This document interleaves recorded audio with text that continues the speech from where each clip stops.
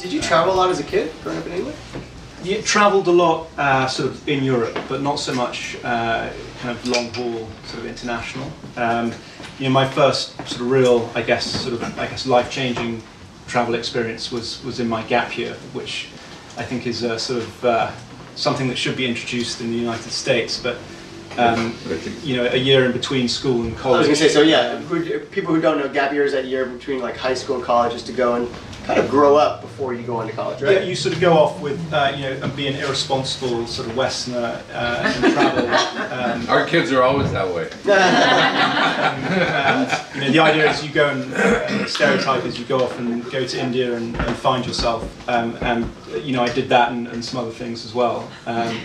And sort of travelled solo, which was for me the really amazing bit about it, in that it was you know, very difficult to start with, but looking back on it, that was what was you know, made it the experience that it was. Travel solo is, we talked about a lot here, because travel solo is one of those big things that big growth period for yourself. Yeah, no, I sort of I bought a one-way ticket to Bangkok.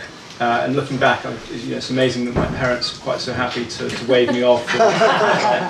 I'll see you in 6 months. And got to Bangkok and had all these ideas. I've been reading guidebooks and I have, you know, all these exotic images in my head of what Bangkok was like. And I got there and it was just loads of Brits getting absolutely hammered. And I was on my own, pretty unsure of myself. And I was like, oh my God, what have I done? This is an absolute nightmare. And then slowly into the swing of sort of travel and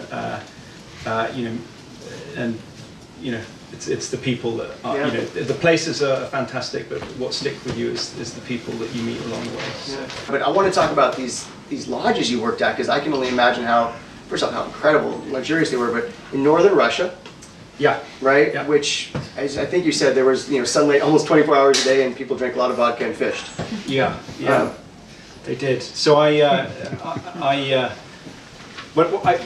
always loved fly fishing, and I've always tried to kind of shoehorn it into a career with partial success. But when I left university, and one of the downsides of the UK is everyone leaves college and everybody goes to London because there's nowhere really else to go. Whereas what I love about the US is there's just so many options and places to be. But I ended up working at a fly fishing shop, and I was, you know, it was a get a job as soon as you got to London and pay the rent type thing. And when I was there, the guy who ran it said, look, a vacancy's come up in this fly fishing lodge in northern Russia on the Kola Peninsula, which is like an earlobe that comes off Scandinavia, way up above the Arctic Circle. And just as he offered me that, I'd been offered a job with Tesco, which is basically the equivalent of Walmart. So the most sort of, you know, safe corporate job that you can offer, which I of course said, got to get a job, got to get on the career ladder, and then spent the next 4 years in the suburbs of London kind of kicking myself that you know, I didn't take the offer, and it happened to sort of come back up, and I jumped at the chance to do it. But yeah, it's a strange part of the world. I think the scene was set by, it's pretty remote and hard to get. You fly into a place called Murmansk, which is up in northern this earlobe, and you take a helicopter. You get in this old Russian Sikorsky, you know, military helicopter, and the first thing you notice is just this overwhelming smell of aviation fuel. And then the second thing you notice, you look around and everybody on the helicopter is smoking. And this thing shakes up off the ground, and you fly over the tundra with nothing beneath you other than these rivers that happen to be full of Atlantic salmon. And it's an amazing, just as you say, it's 24-hour sunlight, but when we arrived, it was still coming out of winter, and the entire river is breaking up. So you sleep at night, and you hear all the ice on this river cracking, and spring doesn't exist, and you go straight into suddenly 24 hours of sunlight. And it was a bizarre mix of your Russian guides, who are these incredibly hardy northern Russianers who treat you with complete disdain when you first meet them. But when the shit hits the fan, they're probably, you know, I wouldn't have anybody else on my side. They're just the most sort of trustworthy, you know, good guys, as it turned out. And then on the other hand, these amazingly wealthy, aristocratic Brits and, you know, American politicians who are paying $10,000 to come and fish on these rivers. And everybody is drinking vodka pretty much round the clock. It's just the culture, and the Russians can handle it, and no one else can. So, and I remember one. It was still run like communist Russia, even though this was 2008. In that you have your local strongman who runs the entire region. He controls the fishing fleet out in the White Sea. He decides who gets jobs. He decides who guides with this rich Western camp. If someone gets drunk and hits their wife, he kicks them out into the forest for a month. They have a cabin out in the woods that people get sent to. He's dressed in military fatigues, and he's got 2 guys with AK-47s either side of him. So it's a kind of incongruous situation with luxury travel. And I remember a situation where suddenly the helicopter comes into camp, and it's his politician buddies coming in from Murmansk for a boozy weekend, which is obviously not supposed to happen, and they get off with a load of women who are clearly not their wives and take over this camp. And on the other hand, you've got Lord Smitherington Smythe, who's sitting with his, he's had his Bollinger flown in from, London to this remote place, and you're trying to desperately keep these 2 groups apart, which completely failed. And by the end, everybody's in this sort of hut together, getting absolutely smashed. You've got a guy on the sort of like, accordion playing, and you've got Brits and Russians, toasting each other. Do you have a travel meaning moment, that thing that kind of sticks with you, that's, whether it's a moment or a person from any of your road trips or anywhere else that's really, left you moved, touched, or inspired? A sort of a trip and then a moment within it, I think, for me would be sort of traveling in Syria, which in 2005 was, I sort of went into it without any ideas of what it would be like, and it turned into, the most incredible travel experience. Just as a country, the people were so hospitable, and the kind of history there. You go into you can go into a town and you've got, Roman ruins, you can literally see the foundations of sort of, Christians, Ottoman, and it just sort of goes up like that, and it's all just there, and you can kind of see it.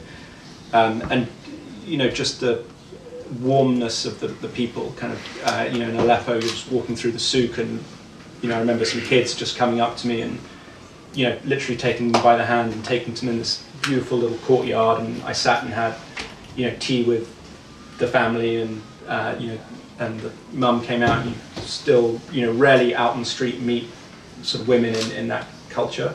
But the, mum came out and just had this, just a conversation about, they wanted to know why I was here. Was I married? Why was I travelling away from my family? All these, they were just worried about me. They're like, what the hell's a 25-year-old doing? Are you okay? Can we help? And actually that kind of happened to me so many times throughout that trip, and just, subsequently, obviously, what's happened to Syria is kind of it only sort of adds to the significance for me of that. But yeah, that's one that sticks with me. That passion for kind of, I guess, being an outdoorsman when I came to America, because I think it exists here in a way that it certainly does not exist in the UK. So UK is obviously a tiny place with lots of people and a whole heap of private land. And one of the things that continues to blow my mind about this country is how much sort of A, open space there is, and B, public land. I think that's one of the sort of biggest sort of treasures of this country. And to be able to go, using the fly fishing example, you go up to Yellowstone or Grand Teton and you can fish, on the Madison, one of these like blue ribbon, world famous trout streams, and you can do that by walking into a, CVS and buying a license for $10.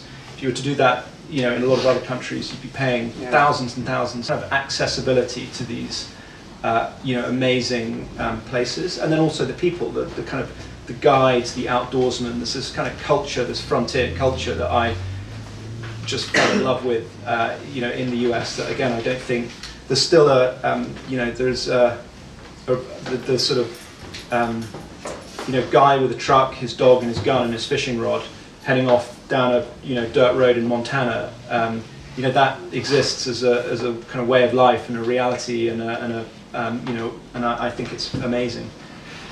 Well, and so you did travel around a lot after that first kind of taste in New Orleans, and really kind of getting bitten by the whole diversity of this country and the beauty and the public lands. You've traveled almost everywhere. You've been to almost every state, just traversing all over country. And I wanted to just find out, like, where are some of the places that you found that really have blown you away?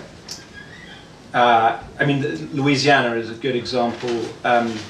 For me, one of the preconceptions that I had of America not being culturally diverse. So having travel in India, and as an 18-year-old, one of the things that blows your mind is how different it is, and you see something every day that just your jaw drops to the floor, and you're like, there's a guy who's making his living with a magnet picking up iron shavings off the floor, and something blows your mind every day. And I always, before I'd come to America, looked down my nose a little bit at the US being, heterogeneous, and it's a monoculture, and that's all purely from bad Hollywood films that I've been watching.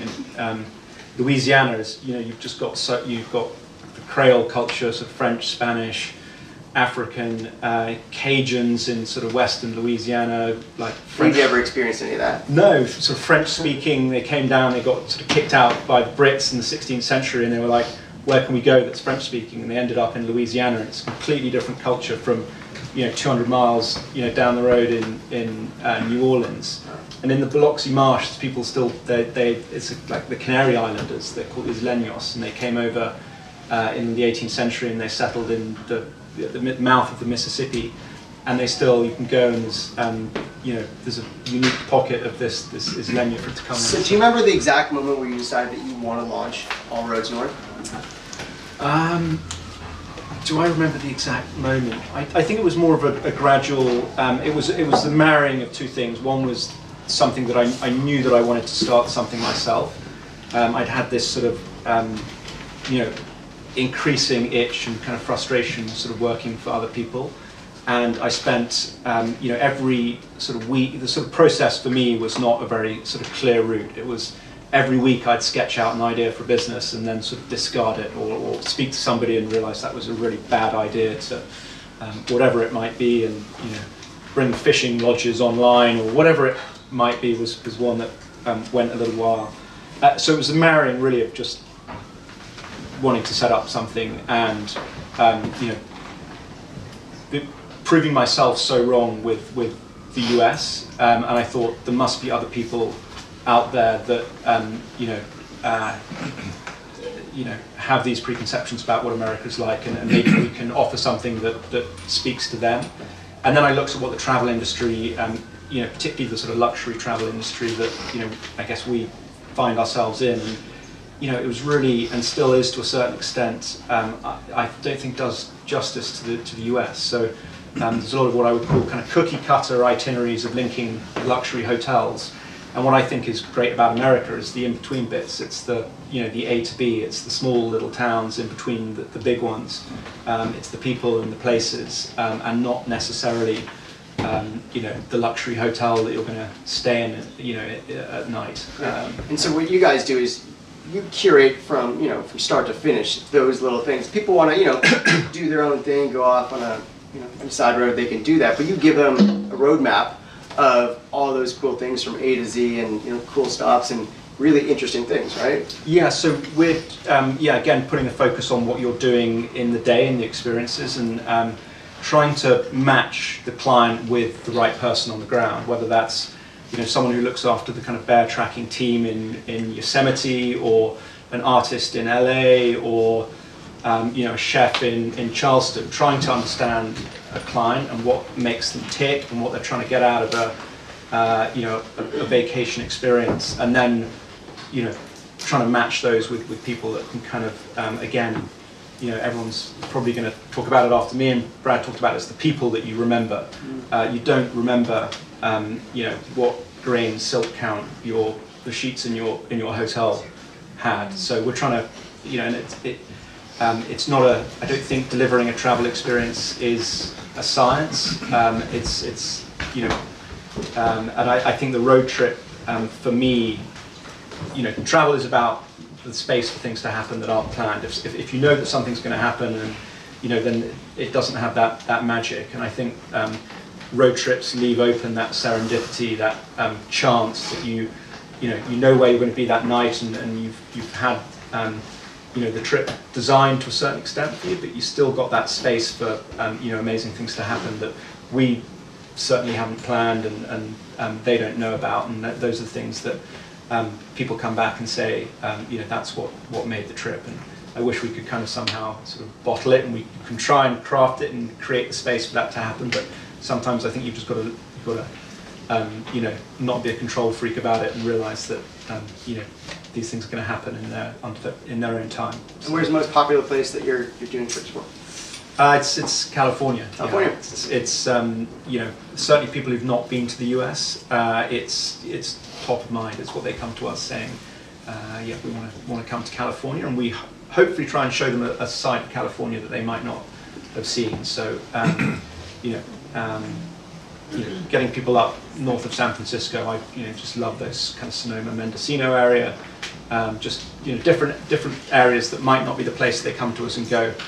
I've got to see Big Sur, and Big Sur is amazing, but we might say, well, actually, if you carry on north of San Francisco, you might get a way.